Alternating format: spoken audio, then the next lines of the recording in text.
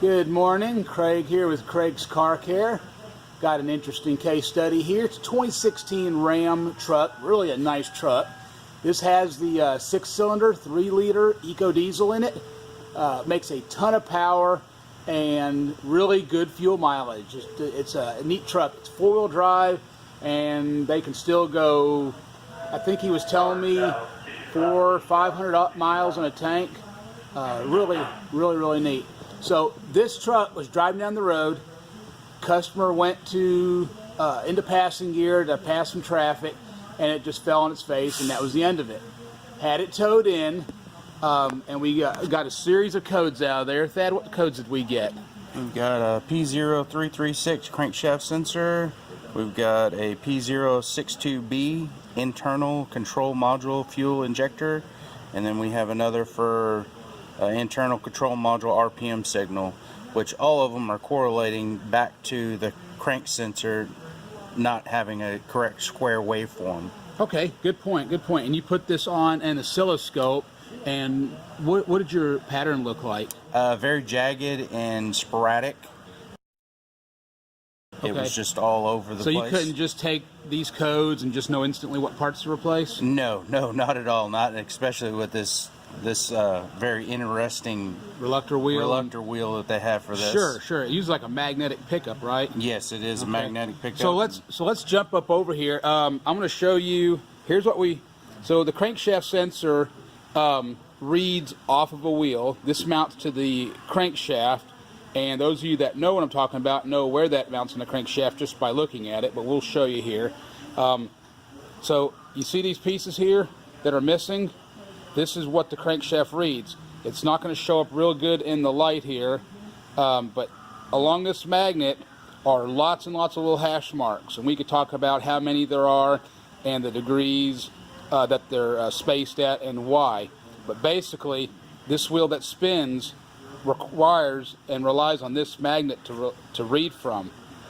So this blew apart and it couldn't read anymore, so the truck doesn't know the correct RPMs of the crankshaft, and so it basically shut the whole truck down and caused all those codes. On many vehicles, it's mounted on the front of the flywheel here, or the harmonic balance on the front of the crankshaft. Not a flywheel, it's going to be on the back. So nice and easy to get to. On the Dodge Diesel and many other ones, they actually mount it back here. And I'm going to show you what that takes to get to this thing. So here is your crankshaft sensor. This is the wheel we were just showing you. It mounts up onto the crankshaft here, and it's actually got a dowel. But if you can see here, let me get this stuff out of my way. Not a lot of room in here. This sensor, as it spins around, is reading all these little bitty lines on this wheel back here. When this magnet piece flies apart, you are dead in the water, and that's what happened here.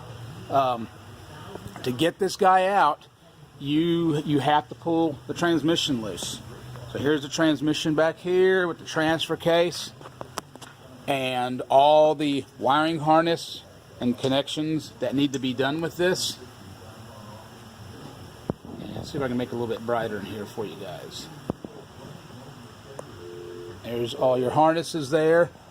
You've got, it has a transmission cooler here. This runs through the transmission, and it uses engine coolant to help further cool down this big truck transmission. We have additional other cooler lines. We also have to go in there and touch the catalyst components, or some of the catalyst components on the converters for the exhaust. This is all in an effort to get this out for this one piece. I would highly recommend, if you try and do this yourself, or if you have another shop doing it, or you are a shop doing it, use OE parts. There's way too much work involved here to take a chance on anything other than a factory part. So this is a tremendous amount of work to get to one little component. Parts probably aren't terribly expensive. I didn't look at what the pricing was. This is all about labor, guys. And to do it right and to test it right, you've got to you've got to know what you're doing here. So if you've got a lot of skill, or you feel real confident, you can maybe take this on yourself. I think, you know, the job's a 6 to 8 hour job for us to do it and do it right, plus the testing. And the testing you don't want to guess on, because it could be a PCM. As you read through the test, I was reading the test procedures, and they're about 8 pages, and which codes to go after first. So you wouldn't want to do all this and then have a PCM problem. Or a lot of what we see are mice and rats eating the wiring. So it could be chewed up down here. This is part of the oil pan, and it goes up and comes out behind the back of the motor.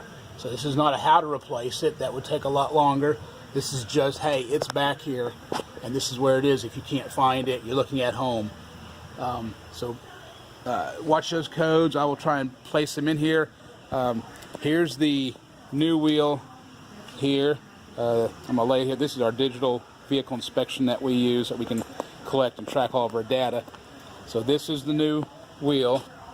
There's the part numbers. We try and get some focus here, and I promise y'all I'll get a better camera. Okay, so there's all the little hash marks.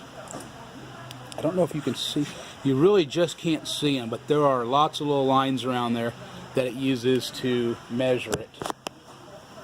And you can kind of see them a little bit on this one, and it's just too hard to see with the camera. So that's where it's at. That was a series of codes. I'll try and put a better description in there.